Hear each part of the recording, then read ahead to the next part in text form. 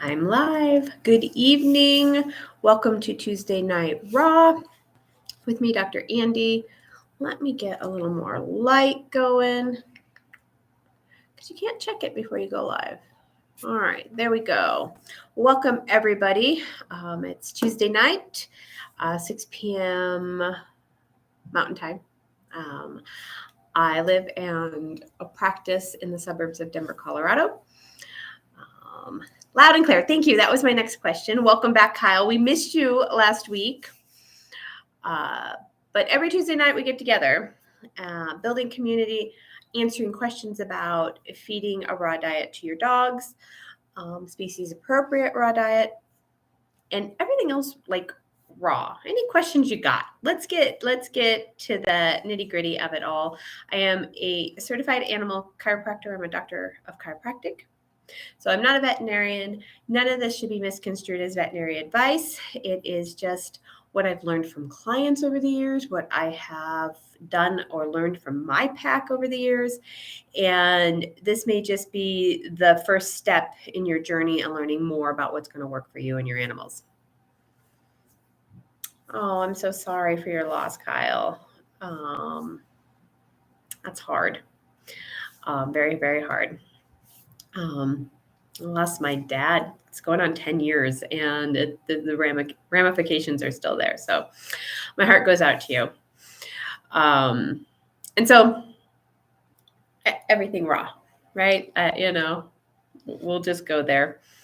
It appears that I'm still flashing green this week. I will have to get somebody in here to look at that because I have no idea WTF. Okay. I'll just have to thank YouTube for that because it's the only time it does this. Okay. What do we got? Any pack updates? Let's see. Do I have any pack updates? We went OMAD last week. I have been wanting to do it and talking about it and dragging my feet and kind of doing it here and there. And then I also talked about last week was deciding and committing. And so I decided and committed. It's going really, really well. Really, really well. They actually have more energy and are a little more annoying because they're not so busy digesting all the time and resting with that. Rest and digest, right? Now we have an empty stomach and we're awake and it's bothering us. And what are we going to do, Mom? So that's been interesting. Even my senior guy's been doing really well. Torch has stopped eating poop and has not actually thrown up since he threw the poop up on my bed. But that was a week ago. So we've gone all week without puke. That's pretty good for him. So I'm super stoked about that. And part of why we went to one meal is I do a lot of fasting for myself and looking at autophagy for me and cleaning up dead cells and supporting digestion and all that jazz. I'm like, well, I'm going to extrapolate it over here. I don't really have a lot of information, although I know dogs can be fed once a day, right? And we're going to see what we get. So that's been going really well. Still struggling like crazy with Torchy's one ear. We're working with Neely with a homeopathic remedy protocol. And so we'll see how that goes. It's like it won't be done for like 6 weeks. So doesn't bother him. He's in great spirits. And so we're giving it time. Kyle is asking how to give IV fluids at home. I have no idea. I have never actually had to do that. So I have no knowledge on that one. So I know a lot of people do it. A lot of people do it for their kitty cats. So I don't know. I'm no help with that one. Sorry. Let's see. Any fun cases in the last week? Let's see. What do we got? And any other questions that maybe I do have the answers to, that would be, or a thought about anyway. I don't generally have the answers to anything. I just have what has kind of worked for me in the past. Oh, I was helping a lady figure out raw dog food. She's been coming with their bulldogs for a while now, and we've talked about it.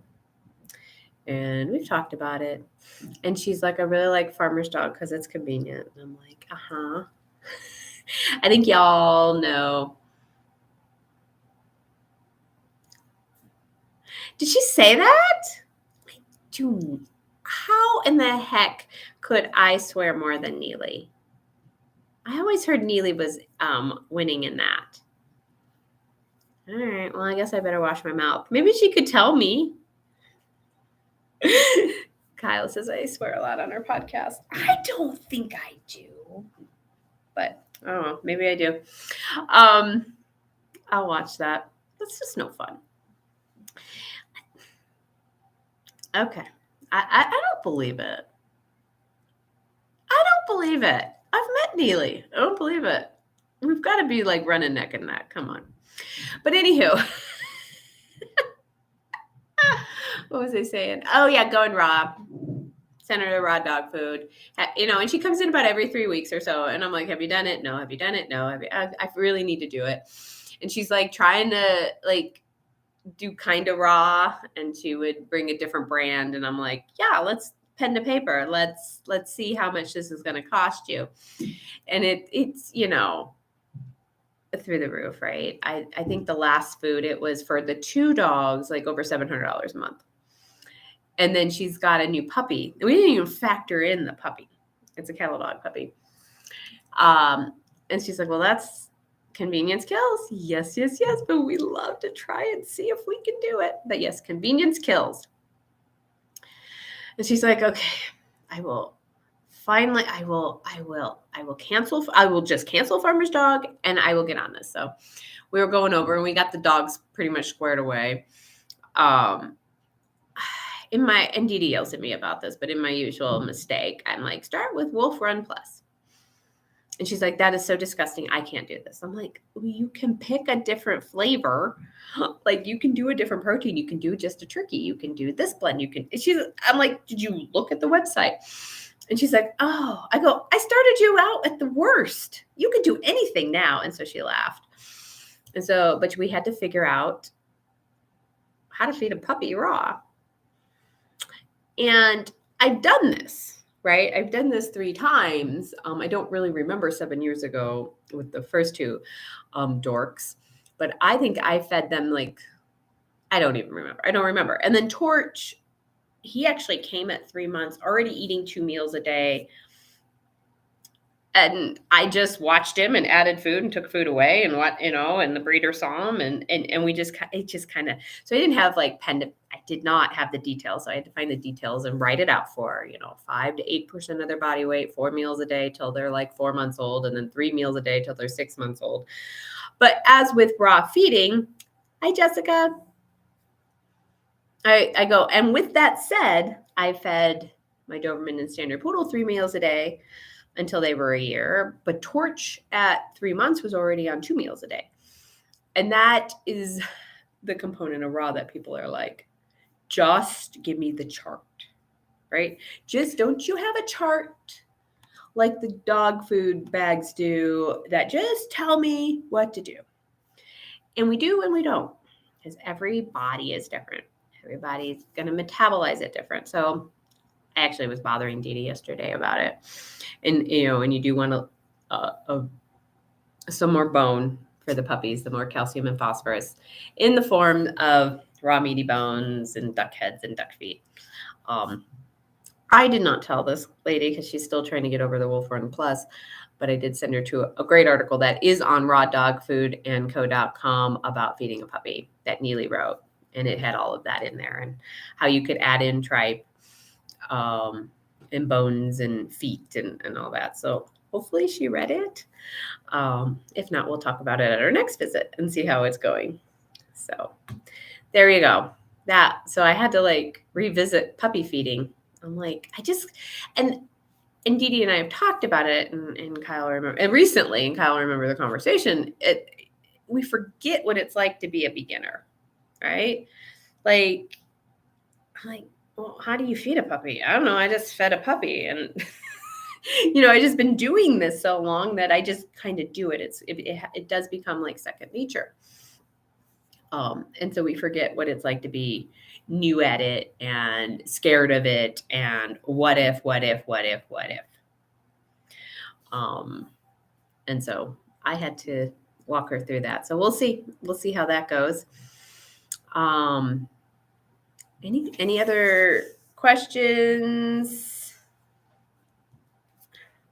Yeah, I think anyway.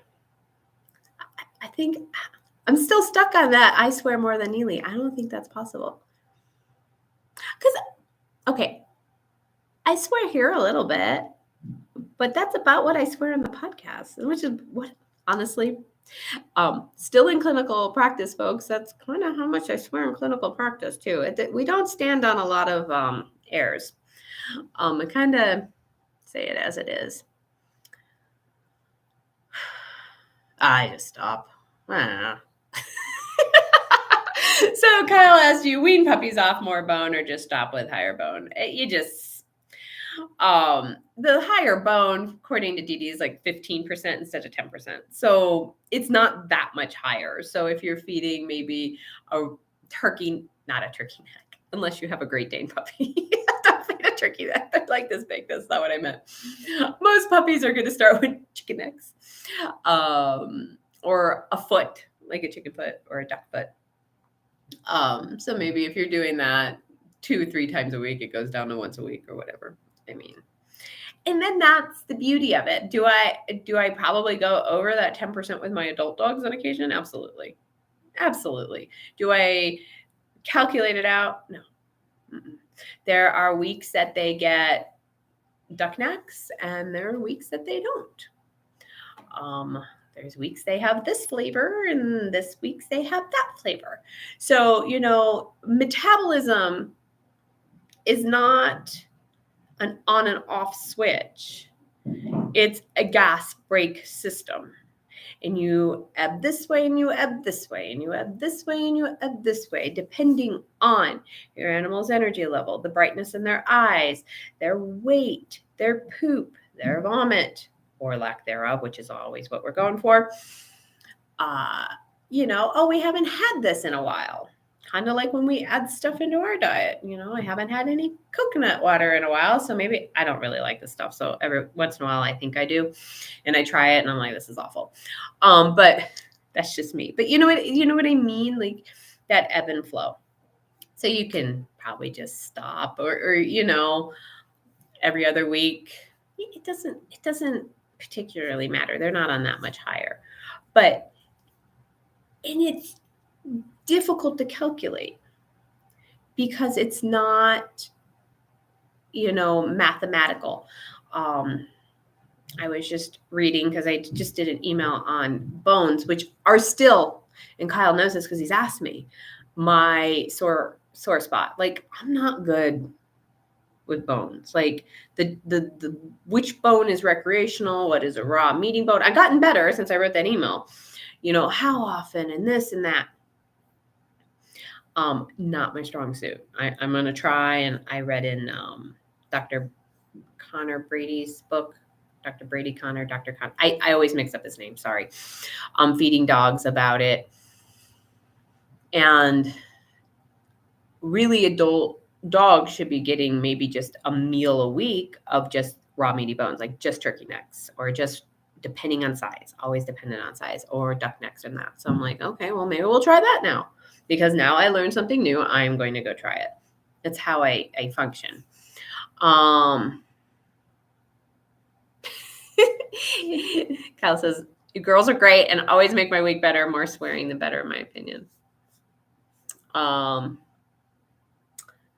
Pig feet are, depending on the size of the dog, really good to chew on. And it depends on how good they are at fat digestion. If you're not having any digestive issues, maybe you throw some healthy gut on their stuff, but you're not, constantly like, oh, it's loose, oh, it's hard, like, or, ooh, we had some vomit. Like, their digestion's pretty solid. Pig's feet are great. Although mine don't really like them. They just don't really. I've had them, and they're literally like, okay, I'll take that. I'll eat that because, well, mine will eat anything. And Riggs really, he got the last one that I had, and he kind of ate all of his other meal first. And now that I know, that actually should have been just given like separate, but he's fine. I mean, we don't have any issues with him. And I don't have any fat digestion issues with him. It was fine. He ate it. I don't know if I'd necessarily go out of my way to find them again, but you can definitely. What else are they called? Pig's feet or pig's totter? I think it is Totter. I had to look that up yesterday. Pig bones are not softer than beef bones. But in the feet, you don't have the big long bones. And so I think it's mostly skin fat with a little bit of bones in there for the pig's feet. But pig bones are not softer than beef bones. I can't say that they would be much tougher, but just the way they're built, right? Let's say you have a pig that's built more like a pit bull, a lot of mass, very compact. These bones are going to have to be pretty tough, right? But any of your long bones, your femurs, your humerus, but we mostly talk about femurs, right? When we get bones for the dogs, are really hard bones. It's the hardest bone in the human body. That's why if someone can break a femur, especially a young person in an accident, that is a crap ton of force that did that. Now, if you break a femur and you're young and it wasn't that much force, you might want to be looking at that. And then, but femurs are super, super, super tough. So make sure maybe your aggressive chewers, they don't get those. And that's a vague term in itself, right? Aggressive chewer. What the hell's an aggressive chewer? I don't yet actually really know, but this is my assumption with my pack. So if I give a bully stick to my Doberman, 80-pound Doberman, and I gave a bully stick to my 32-pound standard poodle. Yes, he's tiny. He's my substandard poodle. That standard poodle will mouth through it probably twice as fast as the Doberman. So I would call him, especially based on size, an aggressive chewer. Like he just must get in there and just bite down heavy and just go at it, which does not lend itself well to chewing on femur bones, marrow bones, and all that, because we don't want that much aggression going into the bone, because most likely the teeth will lose. Okay. There you go. So that's my definition of aggressive chewer. So it really, like, you would think the Doberman, because he's bigger teeth and all that, but he just kind of chews on things. He takes his time. He's back in his spot. He's not concerned about anything. And the poodle's not being bothered by anybody either. But just to kind of maybe give you an example, and maybe somebody out there has a better example of what exactly an aggressive chewer is, because I did not find an actual definition when I was looking at everything. Okay. So with the poodle, I bully sticks, which aren't even bones, but bully sticks, duck feet, duck necks, duck heads, pig feet, we do really well with. I've got to be very careful with rib bones because he'll just mow right through those. And then Kyle's asked me before, I don't do a lot of marrow bones, what they call recreational bones, the ones that they just kind of gnaw on and chew on. And those are really good for cleaning some part of the teeth off. But you do have to be aware that that is a very hard bone and teeth can break. Okay. I had somebody the other day, she's like, I have Nyla bones for my dogs. Yes, I know. It's like eating Barbie. They're crappy ass. Okay. I won't say crappy ass because obviously I swear a lot. No, but maybe that is just those little things that I don't realize I say. But anyway, They're just crappy plastic. But I can't have toys lying around my house that are higher value because the dogs would fight over it. And they're like, oh, my vet said, don't give them that. They can break a tooth. I'm like, well, that plastic is going to give a little, like a bully stick's going to give quite a bit, right? The plastic's going to give a little bit. Your marrow bones are not going to give much at all. And then you get into the antlers, and I think they were a wonderful idea there for a brief amount of time until people realized just how many teeth got broken on antlers. They are a dead bone because they're live while they're on the animal, and then when they fall off, they're dead. The blood supply's done. It's a dead bone, so it's hard. And so I did antlers back in the day. I don't do any antlers anymore, even though I have access to a lot of them. And especially if you happen to get like a really old antler, those are really, really hard and kind of not a great idea. So I think the antlers have kind of gone by the wayside just because they were breaking teeth left and right. And so it's kind of this, yeah, a dog can break his tooth on a nylabone, on plastic. Absolutely. Because it depends on the diet of the dog, depends on how long they've been chewing on hard stuff. And genetics. I think dentation, teeth, genetics is a big component of that. I mean, geez, I've met so many German Shepherds that for no reason at all have the worst teeth. Like we got to clean them every year. The tartar is insane. Now, I don't remember what they were eating. And even Torch has quite a bit of tartar on his upper canines. I think that's also related to his gut issues, right? If your gut biome's not great, your mouth biome's not going to be great. And tartar's going to build up instead of the mouth being able to handle that. So, I mean, we can go on and on down that road, right? But yeah, a dog can break his teeth on anything. Depending on the teeth and the dentation structure of the dog, like how strong are they? I think raw-fed dogs from the start that are used to chewing on bones have gotten marrow bones on a regular basis. Their teeth are probably going to be stronger. Just my theory. I haven't found that written down on Dr. Google at all. But that's my theory. Like, what are they used to? What forces are they used to? So, but yeah. Bones would be best for teeth cleaning is the neck bones, the chicken, turkey, duck.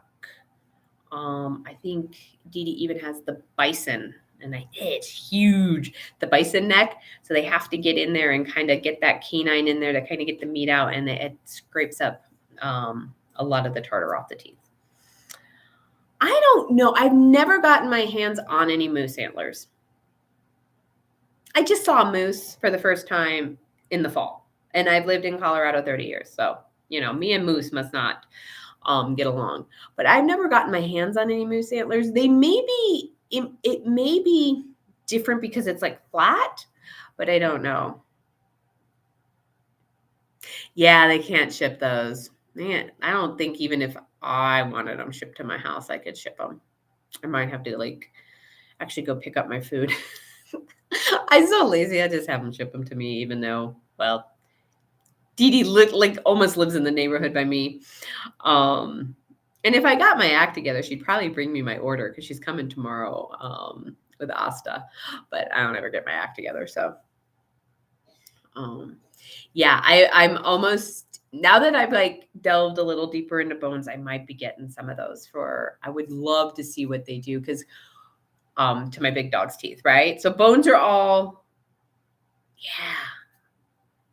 I wonder if you got on, I don't know, Nextdoor, Facebook. I don't know where you would go, but hunters in your area. I wonder if you can even get deer. I never asked Sean they probably leave it behind. They probably leave it behind because they don't want to pack out all the bone. Like they pretty much skin it, get the meat off of it, and leave the rest behind. Roadkill, yeah. Roadkill would be awesome. I might have to do that. We have plenty of that. Here in Colorado, if you hit it, you get it. So if you're like, my husband has I don't know what kind of knife, but he has a knife in the car that if he ever hits anything, he can skin it out and take it with him. If we ever hit anything like that, it's coming with us. I'm like, no ifs, ands, or buts about it. We'll figure it out. Yeah, they probably leave the bones in the field though, so I bet roadkill would be a better option when you see one on the side of the road. It'd be weird. You'd be the weird guy, but why not? Yeah, because deer vertebrae, elk vertebrae. I have to work on that. I'll have to ask Sean about that. I wonder if we can get our hands on some of that. He's headed down to Texas to go hog hunting. So, and he'll be driving. So I wonder what he can bring back. I never asked for bones. I've asked for organs. We always get all the organs. Huh. Okay. I'll keep you posted. Yeah, the organs are discarded usually too. Yeah, we have to he specifically keeps them for the dogs. And his son runs a bow hunting ranch down there. That's where he's going. And he has a whole freezer full of pig hearts and pig liver that he'll bring back that he's saved for us. He also feeds the working dogs there and his own dog some of the organs. So,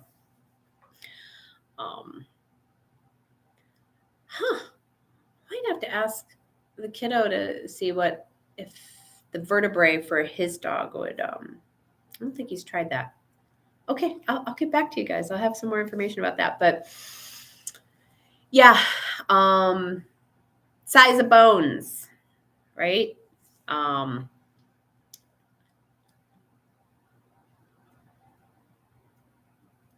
Leave them for the coyote or wolves, but you feed your dog raw. Yep. Oh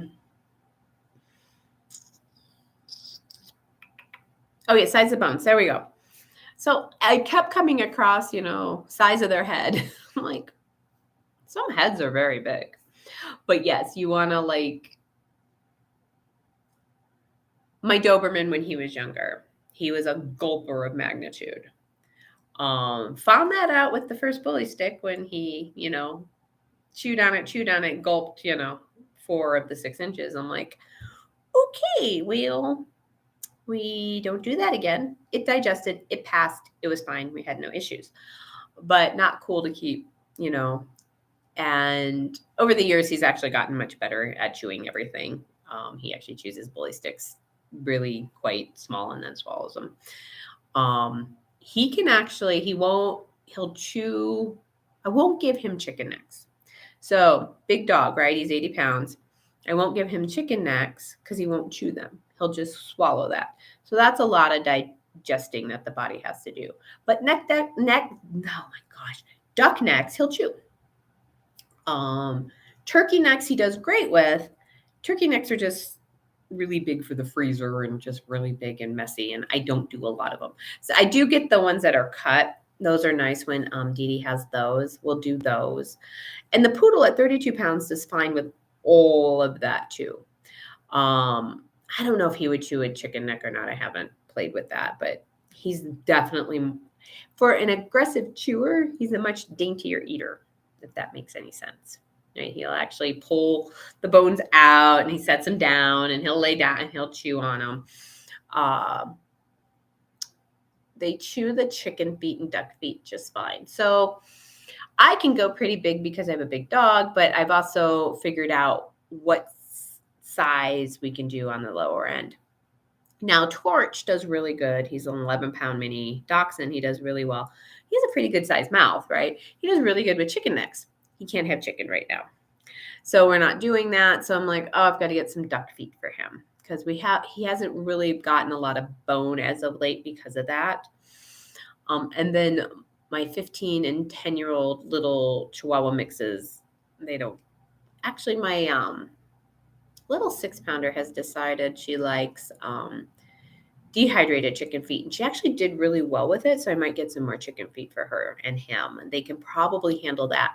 But she's lost a canine. Her dentation is what I would just call weak, like little teeth, little roots, old little mouths full of, little dog mouths are difficult to manage all the bacteria and all the tartar. And oh my gosh, good luck brushing that, right? Like her mouth is so tiny. So I've been a bad pet parent and have not really pushed the teeth brushing. Um, you know. And so she actually has done well with that. So I have more trouble finding stuff for the super littles or the super seniors that they can manage comfortably, and be small enough and all of that. It's much actually easier with the bigger guys.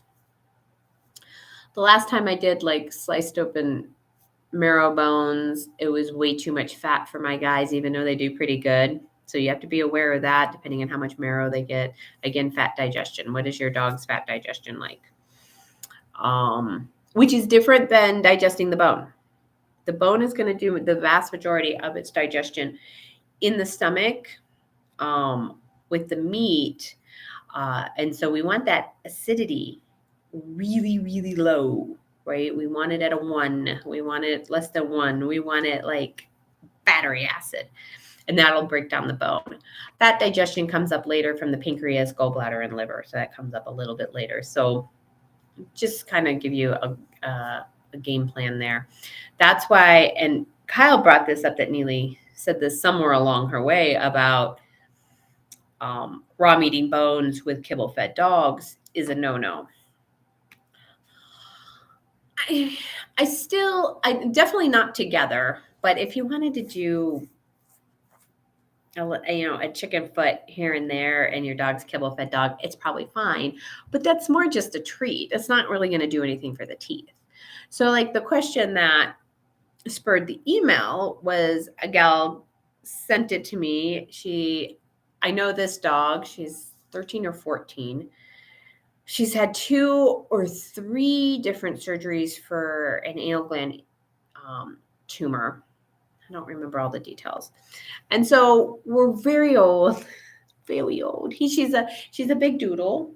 She's a big doodle. And they want to do her teeth, but they don't want to put her under again, which I get. But she wanted to add in all these bones, and I'm like, I know she's kibble fed. And as good as the bones would be for the teeth, I don't think her digestion would be able to handle it. That pH is going to be in the stomach, maybe 2, 2.5. It's not going to digest that bone completely. And then it could run the risk of allowing pathogenic bacteria into the rest of the system. Because we don't, as raw feeders, worry about the bacteria, right? Everyone's the bacteria, blah, blah, blah. Not all of it is pathogenic, but some of it is. But that acid, when you have a raw fed dog that has digestion that is spot on, nothing's getting through that stomach acid. It's going to kill all those bugs. It's going to digest the bone. It's going to do a great job. But if you're kibble fed and you've been kibble fed for a long time, and we have a lot of anesthesia that's still being cleared out of the system, because we're senior, it takes longer.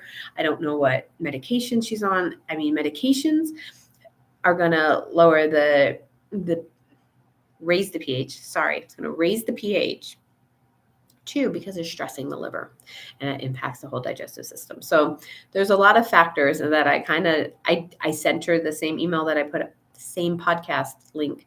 And I'm like, here, take a listen. I'm like, I'd be really concerned adding any kind of raw bones into her diet at this stage of the game.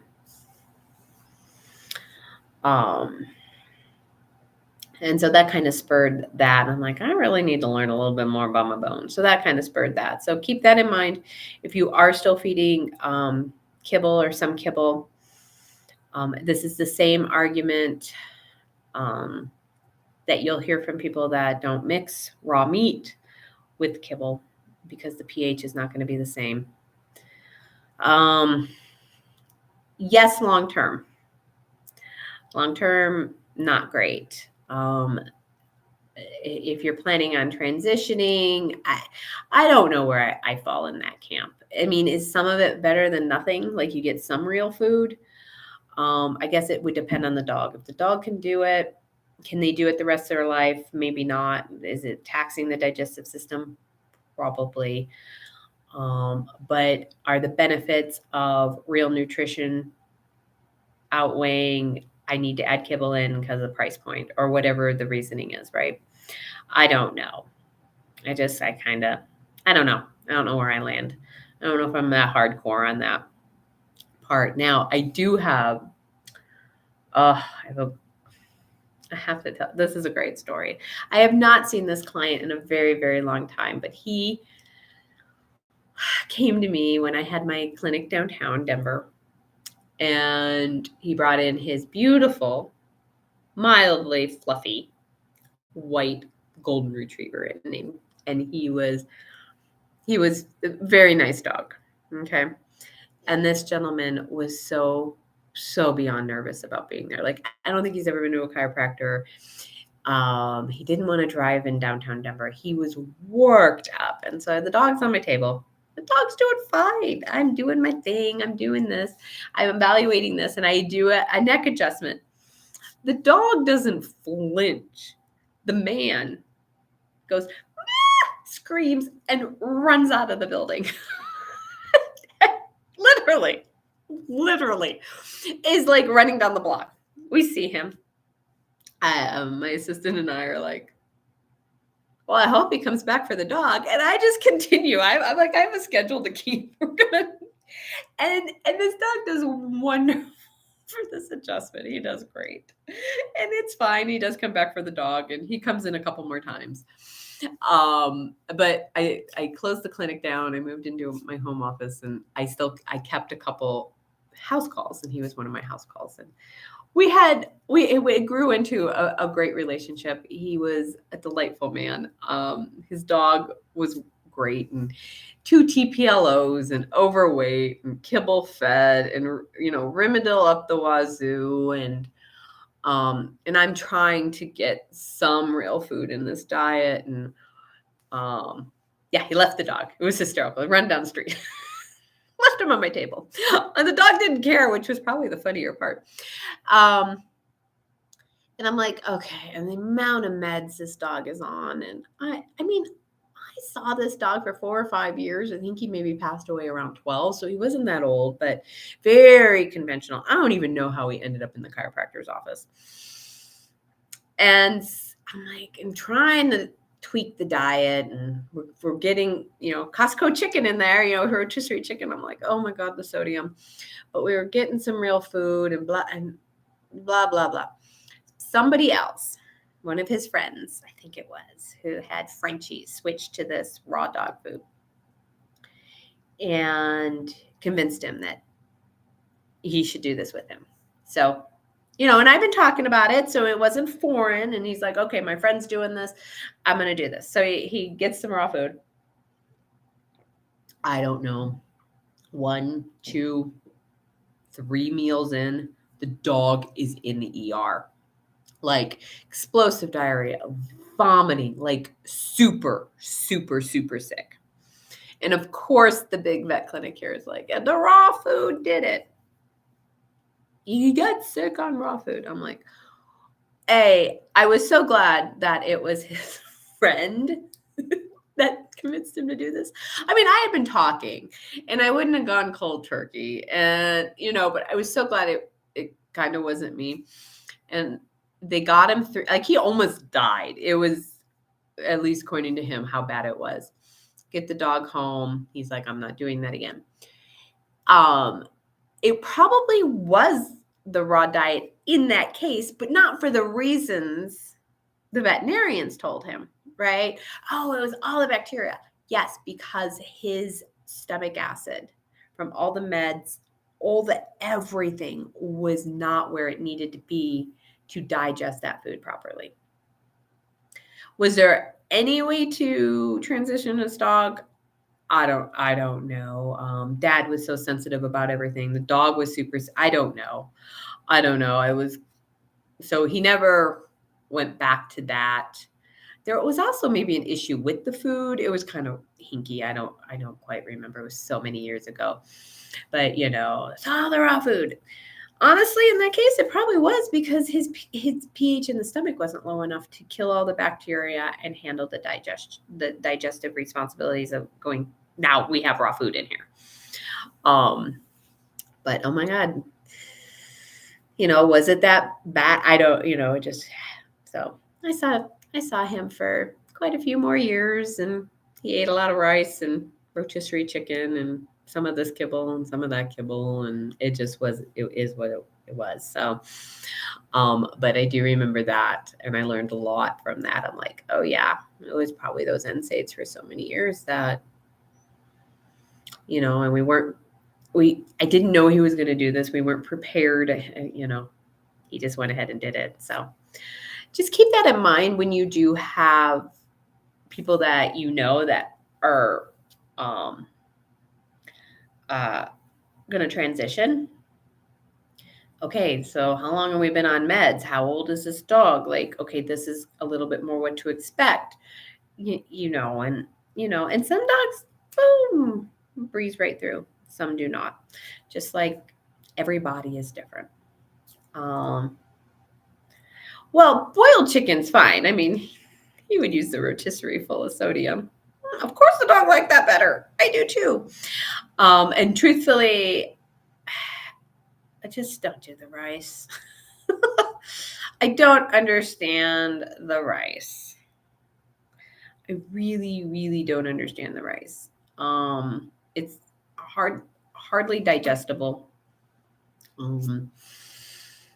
It is full of arsenic. So, and actually, you can do hair analysis on dogs, and some of them test really high for arsenic if they're doing a lot of rice.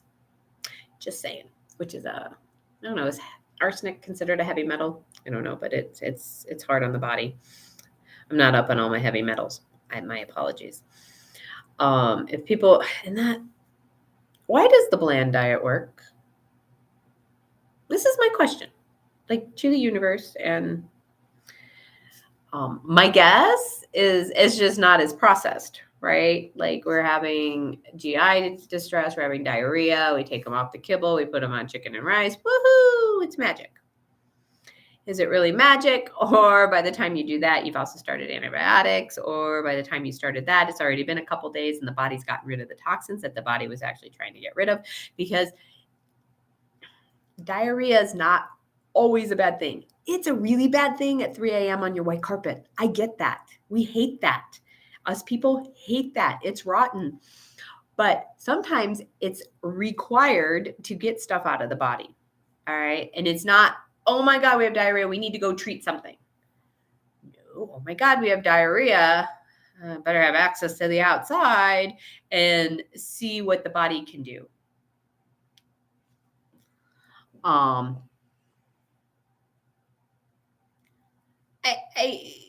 It's pretty much a resistant starch from what I understand. But I mean, yes. Oh my gosh, if I could get people to like sprout their rice and then pressure cook it, and then we could probably digest it. You want to do a bland diet. Yes, boil your chicken and sprout your rice, right? Soak it. I would do it with a little bit of apple cider vinegar because I like the little tang in it. But yeah, sprout your rice with your apple cider vinegar. That means it sits in water for, I think, 6 hours to overnight.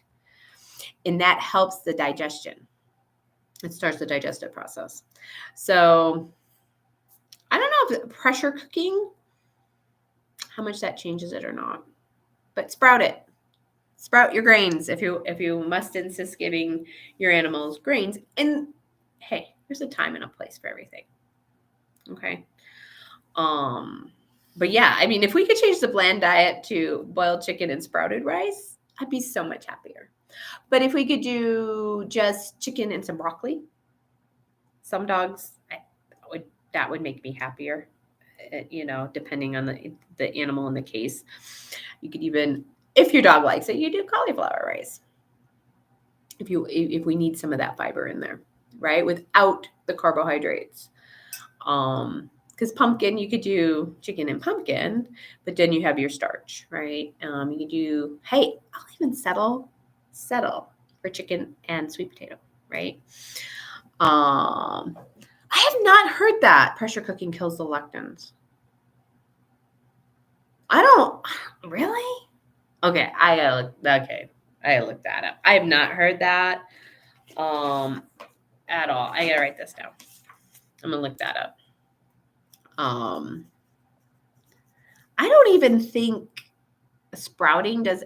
Okay, Dr. Gundry. Okay, I'm gonna see.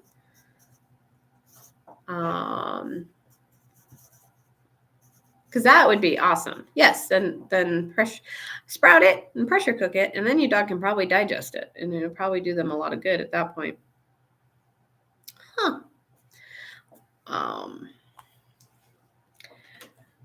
Okay, I'm gonna look it up and see what Dr. Gundry's up to. Awesome. Okay.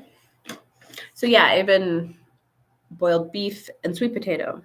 But why does the bland diet always work? Is it the timing of it that the body would have already been past the diarrhea? Is it timing because you're already on medication that helped with the diarrhea? Is it just we are now off all of that processed food and the body's like, oh, I can do something with this. This is helpful. That's my homework. I will see what I can find on that. I have not heard that.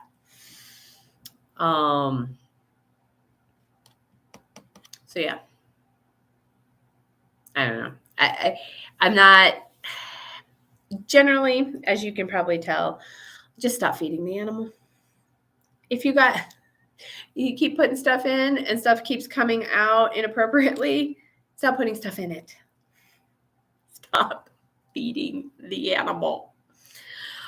Oh, I've talked about this. And like I said, like even getting my animals to OMAD, it took a few starts and stops on my part. And it was really like, we're going to do this. All right, I'm going to just walk through, see how this disrupts my routine. Most of that was my routine.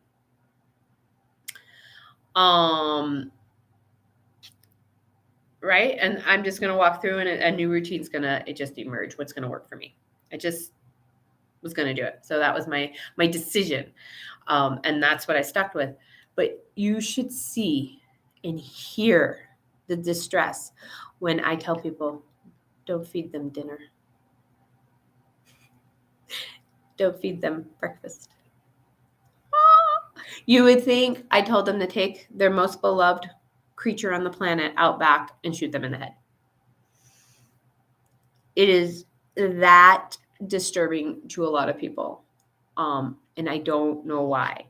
You have a generally healthy dog, adult dog, super, super puppies, super, super seniors, maybe a different story. Skip a meal. Stop putting things in it and stuff will stop coming out. I had this conversation with a girlfriend many years ago. She had a Yorkie, and oh my God, trying to feed this Yorkie, she was buying like chicken nuggets from Sprouts and this, and that, and this human food, and this dog food, and this, and the diarrhea, and the diarrhea, and the diarrhea. And I'm like, stop feeding it. Please stop putting stuff in it. Please stop putting stuff in it. And I think I even talked about this a few weeks ago. I had to skip a meal because Torch was puking. I'm like, I can't keep putting food in it. And it was hard. I'm not saying it's easy. It was hard. It was even harder because I fed 4 other dogs in front of him. And he was like, woman. But it's hard to look at those eyeballs. And they're like, where's my food? And all of that. I get it. But stop putting stuff in.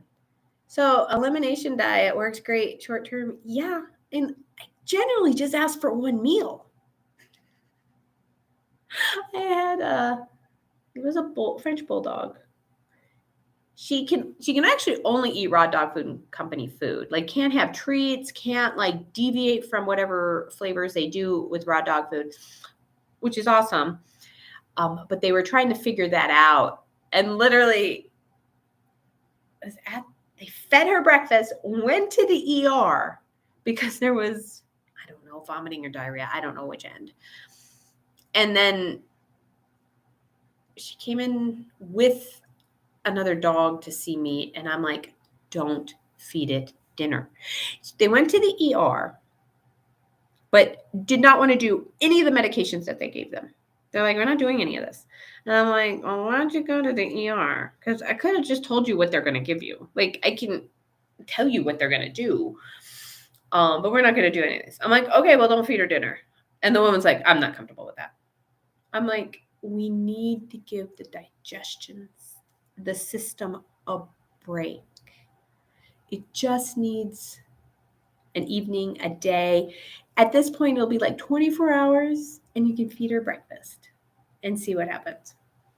I'm not comfortable with that. Well, I don't know. I actually don't remember what ever happened with that. I'm like, but this woman was like almost murderous towards me that I would even suggest that. I'm like, okay, well then keep putting food in it, that it's having trouble digesting, that you are then cleaning up messes and the dog is not feeling good. Like, okay, you keep doing that.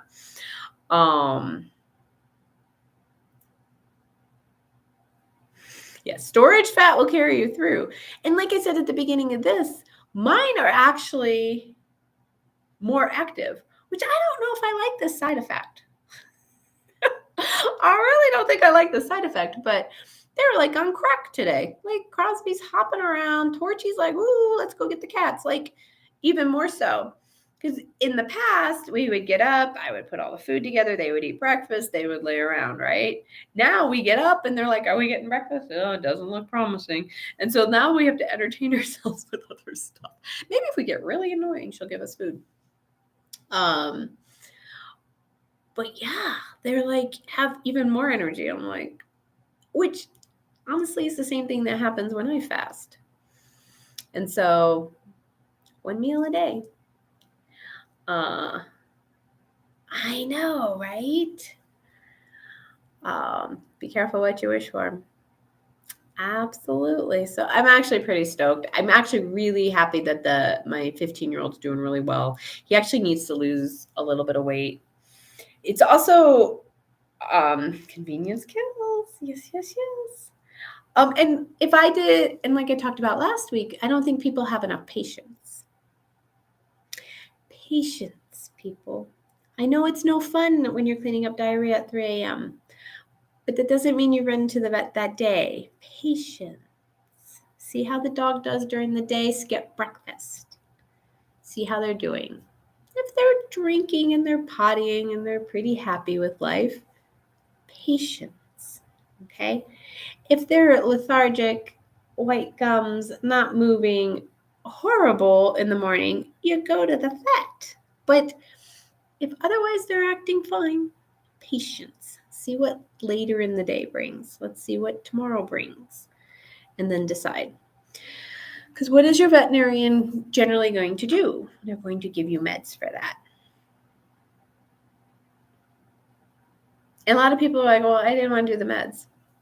Well, then you don't go there because that's what they have to offer you. So have some patience. I think we could use, and it's hard. I didn't say it was easy. We're not, as the human race, good at patience. Okay, especially with our animals. So not easy. But what if we had more patience, more grace? Maybe even though we have diarrhea, maybe we go for a walk. Maybe we get some sniffs in. Maybe, we just make sure they're drinking water. And if they're happy, see where it takes us. But I think we go in more because we don't want to clean up poop at 3 a.m. I don't want to clean up poop at 3 a.m. either. Believe me, that is not high on my list. But I'd rather clean up poop at 3 a.m. than give him any medication that is not absolutely, positively required. But that's my point of view. It doesn't have to be yours. It is hard because they don't talk. We want them to talk. We do. But oh boy, do they tell us, right? But yeah, that's why day 3, you might want to go get something checked out. My rule of thumb with my pack is if it's coming out both ends, we go in. If nothing else, for fluids. But coming out vomiting and diarrhea, what's up? What's up with that? That's kind of falls into my not cool category. Now, does that necessarily at 3 a.m. require an ER visit, or can you wait till 8 a.m. and call your vet? So you're going somewhere with people that know your animal a little bit. Because you go to the ER, they don't know you. They don't know your animal at all.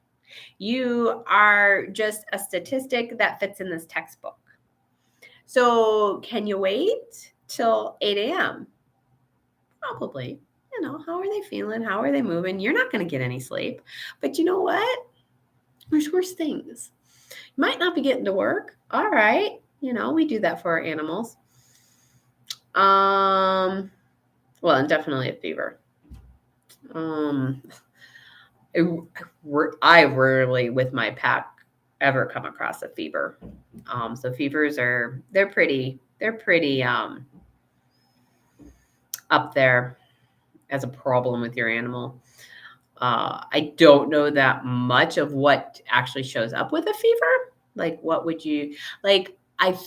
We think I have to check in with mom. I saw a cute little GSP the other day. She was feeling so crummy. And, this is a dog that used to train for marathons with mom. And now she barely leaves the couch. She's really not feeling good. So my 2 questions, and they've been to the vet. They didn't go to the chiropractor first, okay? That's not the case. They just thought maybe an adjustment would help her feel better because they think her joints hurt. And they did joint taps at this point. They've been other places. So they didn't, I'm not the primary, okay, folks? She was feeling so crummy. And my 2 questions was, when was she vaccinated last? And it had been, they think, a while ago. But she was in Minnesota a couple years ago. So they did just a tick-borne panel, so most likely Lyme disease. And she did run a fever with that at one point in the whole timeline of things. So I do know some of your tick-borne diseases will have a fever. Yeah. He had 105 fever 2 weeks ago. Yeah. I mean, there's a time and a place for absolutely everything. I just would love for y'all to be aware of what your options are going to be there. Most likely it's medication. Maybe you want to do further diagnostics before you do anything. Where do you stand on biopsies of any kind, needle or otherwise? My line is a hard no. Ultrasounds give you a hell of a lot of information for a mediocre price tag. I kind of always in favor of an abdominal ultrasound. It'll tell you a shit ton of stuff. X-rays are somewhat useful and valuable. Oh, the IV fluids. IV fluids are great. Awesome. Let's keep them hydrated. Let's see what that shifts and changes. And so they're waiting on their tick-borne disease panel back and go from there. And I've worked on dogs in a Lyme flare-up because Lyme can flare up and go away. Of course, they stuck her on Doxy. That would be something I would research a lot on what to do for Lyme other than Doxy. That's what I would do with my animals. I'm lucky to not live in an area where Lyme is prevalent. They're worried about their dog. They went ahead with the Doxy. Okay. And so we adjusted her because I've worked with dogs and they generally always feel better after an adjustment, even though it's a Lyme disease issue. So, get IV fluids. That's always a great idea. If they're not feeling good, sometimes that's what's required. I hope he is feeling better and you figured out what was going on with Mr. Jax. I've never actually had an animal with a fever. My personal. Generally, I don't find them with the vomiting and then diarrhea, like digestive upset. So if you do have a fever, then you do have something else going on. But my rule of thumb is if you can wait to get them into your regular vet, because you're going to be more comfortable. Your animal's going to be more comfortable, even if they hate the vet. They also have his history. They know this animal a little bit. That's why I'm also a big proponent of building a good relationship with a veterinarian that you can have conversations with, and not vet hopping. Vet hopping is hard, and you have files all over the place. You can't remember everything. Was it this vet I saw him with this or that? And it's just, it gets hard. And so if you can avoid vet hopping too. Oh, he had a relapse of his autoimmune disease. Yeah. Pred's ugly. Pred's old. Pred's cheap. Pred's going to do what Pred's going to do. It's never, woohoo, we're on Pred, but it's kind of one of my go-to meds, honestly. Yeah. So I know we're running long, but my Jax, which is funny, had IMHA, so immune mediated hemolytic anemia. He was eating his own red blood cells. I'm going to throw this at this, and then I'm going to say goodbye, and then Kyle's going to come back with a bunch of questions next week. And when it flared up the first time, I didn't catch it. I was a terrible pet parent. It flared up again almost to the day 1 year later in the spring. Almost to the day 1 year later. What? He had no stressors, no vaccines, no medications. Like, he was off of everything. Almost to the day he started eating dirt again. And I knew exactly what that meant. We took care of it instantly. So cells have memory. And I think a part of that is almost like an anniversary of when it all started. We'll start again. Like, these cells have memory. It's my energetic stuff. But I think season plays a big role. It's almost like, I think I've even said this, like people, I always get bronchitis in February. Well, I always get bronchitis in February. We think about, and we know, well, this flared up and then it does again. It's just something to make you go, And we can talk more about it next week if you'd like, but I hope he is feeling better. And I don't even know what lefonamide is, and I would go with prednisone. It's old, it's cheap, it works, it's ugly. We know it. We know it. And that, I think, is very important when it comes to that drug. All right, my friends, I will be back next week.